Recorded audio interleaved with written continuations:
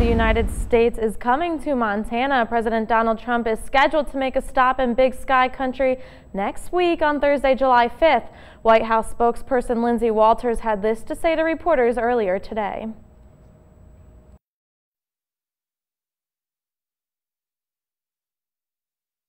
The president is going to Montana next week to campaign against Jon Tester. Can you confirm that? I'm reporting that he's coming next day after 4th of July, July 5th. Confirm that the president will be traveling to Montana next week. Yeah. Okay, I think we're ready. What day is Montana? It is next Thursday, July 5th.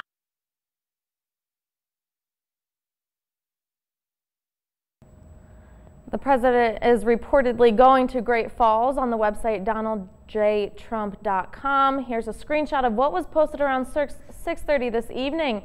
It showed that the president will host an event at Montana Expo Park at 4 o'clock on July 5th and gave an option to buy tickets. That link was taken down 15 minutes later.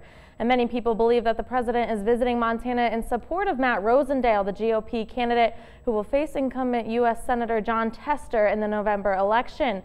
In a statement, Rosendale said, "We are excited if President Trump comes to the state to remind Montanans exactly who Jon Tester is, a liberal obstructionist who opposes Trump at every chance he gets and personally led the charge to destroy the reputation of Admiral Ronnie Jackson with unsubstantiated anonymous allegations."